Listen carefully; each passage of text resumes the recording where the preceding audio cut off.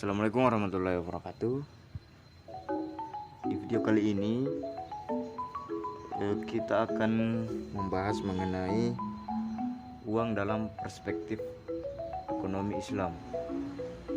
Ini merupakan tugas dari mata kuliah teori ekonomi makro Islam dari kelompok 2. Nah, untuk anggotanya sendiri teman-teman bisa lihat pada slide. Kemudian untuk pembahasan kita yang pertama mengenai pengertian dan sejarah tentang uang. Yang kedua ada kriteria dan fungsi uang. Kemudian ada jenis-jenis uang. Lalu ada konsep uang dalam Islam. Kemudian ada time value of time dan ekonomi value of time. Dan yang terakhir permintaan dan penawaran uang. Nah, untuk lebih jelasnya mari kita masuk ke pembahasan yang pertama. Baik, untuk pembahasan pertama mengenai pengertian dan sejarah uang. Dalam ekonomi Islam, secara etimologi, uang berasal dari kata al-naqdu, nukud. Pengertiannya ada beberapa makna, yaitu al-naqdu yang berarti yang baik dari dirham, menggenggam dirham, dan al-naqdu juga berarti tunai.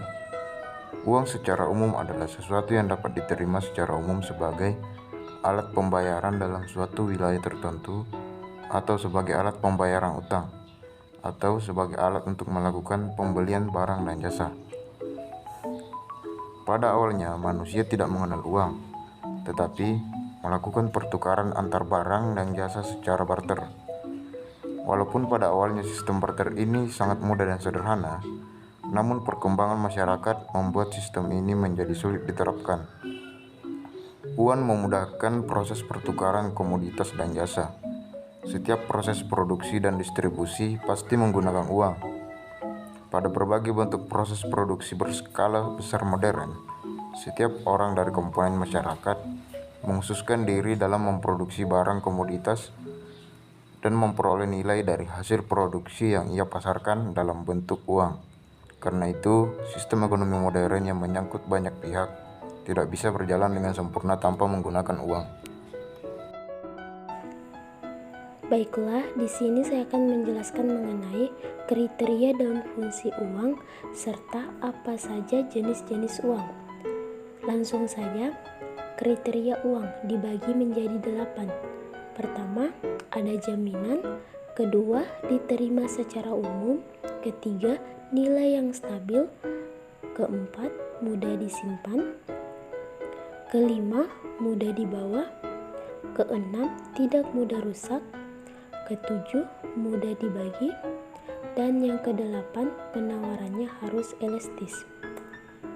Selanjutnya, fungsi uang. Di antaranya, yang pertama, uang sebagai satuan nilai atau standar harga. Yang kedua, uang sebagai alat tukar. Yang ketiga, uang sebagai alat penyimpan kekayaan. Yang keempat, uang sebagai standar pembayaran tunda. Lanjut, jenis-jenis uang.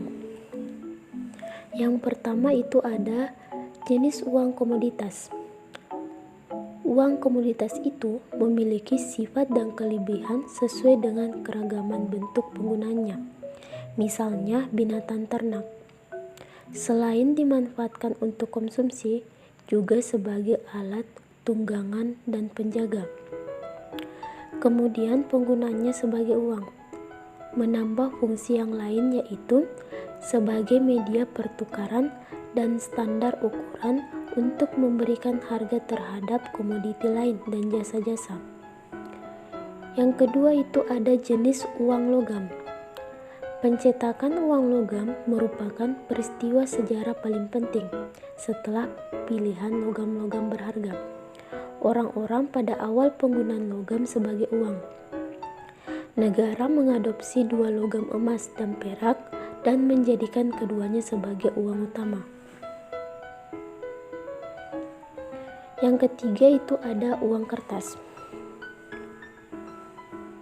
Uang kertas yang digunakan sekarang pada awalnya adalah dalam bentuk banknot atau bank promise dalam bentuk kertas, yaitu janji bank untuk membayar uang logam kepada pemilik banknot ketika ada permintaan. Karena kertas ini didukung oleh kepemilikan atas emas dan perak, masyarakat umum menerima uang kertas ini sebagai alat tukar. Baiklah, di sini saya akan menjelaskan tentang konsep uang dalam Islam. Menurut beberapa para tokoh ulama, yang pertama, uang di zaman Ibnu Taimiyah. Ibnu Taimiyah, seorang ulama Islam yang hidup pada zaman pemerintahan Raja Mamluk, mengalami situasi beredarnya banyak jenis mata uang dengan nilai kandungan logam mulia yang berlainan satu sama lain. Ketika itu, beredar 3 jenis mata uang, yakni dinar atau emas, dirham atau perak, dan fulus atau tembaga. Peredaran dinar sangat terbatas. Peredaran dirham berfluktuasi, kadang-kadang malah menghilang, sedangkan yang beredar luas adalah fulus. Yang kedua, uang menurut Abu Ubaid. Pada prinsipnya, menurut Abu Ubaid yang dikutip Adi Warman, mengakui 2 fungsi uang, yakni sebagai standar nilai pertukaran atau standard of exchange value dan media pertukaran atau medium of exchange. Dalam hal ini menyatakan adalah hal yang tidak diragukan lagi bahwa emas dan perak tidak layak untuk apapun kecuali keduanya menjadi harga dari barang dan jasa. Yang ketiga, uang menurut Al-Ghazali. Al-Ghazali berpendapat bahwa dalam ekonomi, uang dibutuhkan sebagai nilai suatu barang. Dengan adanya uang sebagai ukuran nilai barang, maka uang akan berfungsi pula sebagai media pertukaran. Yang keempat, uang menurut Ibnu Khaldun. Ibnu Khaldun dalam pendapatnya menyatakan bahwa kekayaan suatu negara bukan ditentukan dari banyaknya uang, tetapi ditentukan oleh tingkat produksi negara tersebut dan neraca pembayaran yang positif.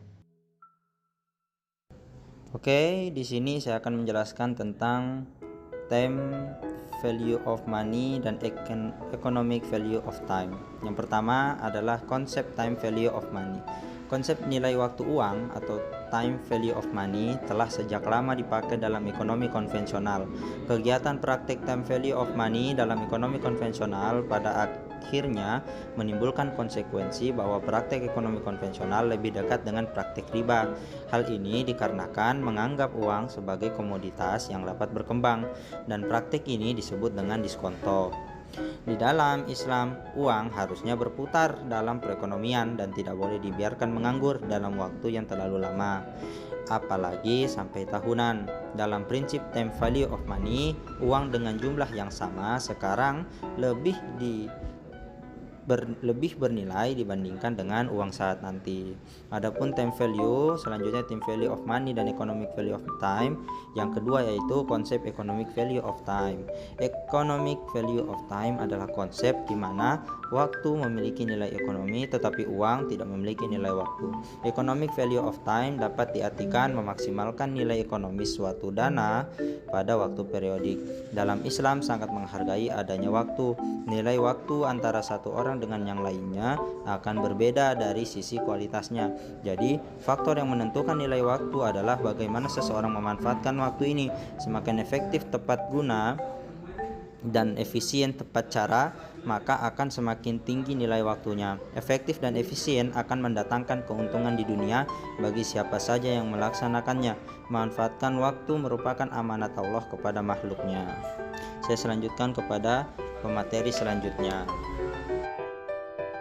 Baik, untuk pembahasan yang terakhir mengenai permintaan dan penawaran uang. Teori kuantitas mengenai uang atau teori permintaan uang, Irving Fisher menekankan bahwa permintaan uang semata-mata merupakan proporsi konstan dari jumlah transaksi atau jumlah barang dan jasa yang diperdagangkan, atau jumlah uang yang diminta di masyarakat adalah sebesar proporsi tertentu dari pendapatan dan dipengaruhi oleh faktor kelembagaan yang konstan. Dengan demikian, teori ini menekankan bahwa permintaan uang adalah untuk dibelanjakan dan bukannya disimpan sebagai kekayaan atau tujuan untuk spekulatif. Sedangkan penawaran uang merupakan jumlah uang yang beredar di masyarakat. Sekian. Baik, itulah tadi penjelasan mengenai materi kami tentang uang dalam perspektif agama Islam. Bagi teman-teman yang masih bingung mengenai materi kami, mungkin bisa ditanyakan pada saat di kelas. Sekian dari kami, lebih dan kurangnya mohon dimaafkan. Tetaplah hidup meskipun kalian tidak berguna. Sekian dari saya, sampai jumpa lagi di video selanjutnya. Adios.